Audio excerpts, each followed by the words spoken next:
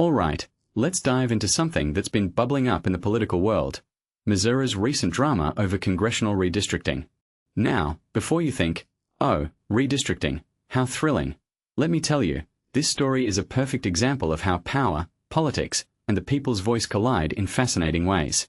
So, here's the deal.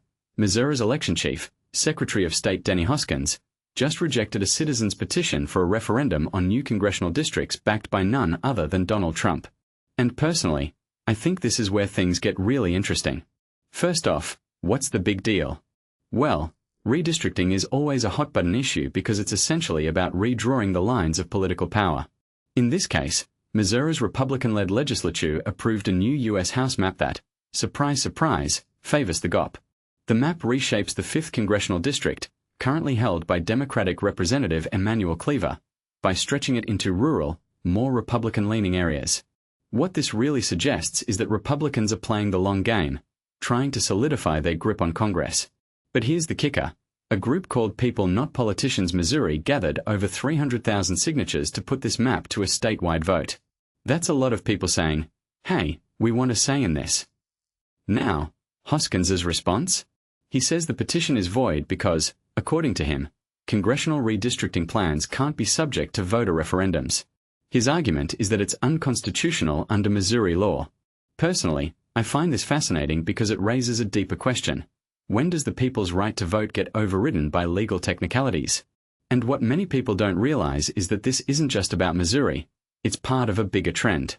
Trump has been pushing Republican-led states to redraw districts to favor the GOP, and Missouri is just one piece of that puzzle. If you take a step back and think about it, this is a strategic move to secure a House majority in the midterms, but it's also a test of how far states can go in shaping their political future. What makes this even more intriguing is the timing. Hoskins waited until the last possible day to reject the petition, which allowed the new districts to be used in the primaries. From my perspective, this feels like a calculated move to keep the process moving forward, even if it means silencing the referendum effort. And now, People Not Politicians is taking this to court, which could lead to even more chaos. Imagine this. Candidates who won their primaries under the new map might have to run in different districts if the courts rule in favor of the referendum. It's a mess, but it's also a perfect example of how redistricting can become a high-stakes game of political chess. One thing that immediately stands out is how this ties into the national redistricting fight.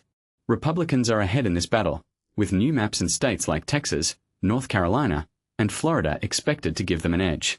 Democrats, on the other hand, are playing defense, with their efforts often facing setbacks. But here's the thing. Redistricting isn't just about party politics. It's about representation, fairness, and the voice of the people. When districts are redrawn to favor one party, it can dilute the voting power of certain communities, especially minority groups. That's why the Supreme Court's recent ruling on Louisiana's majority black district is so significant. It's another piece of this complex puzzle.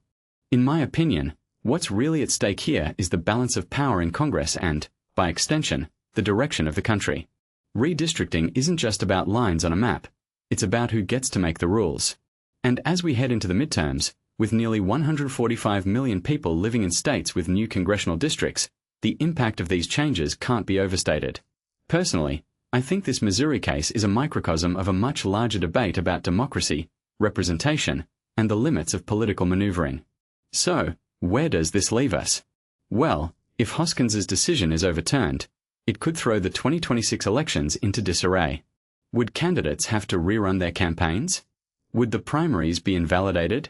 It's a lot of uncertainty, but it also opens up a conversation about how we want our electoral system to work.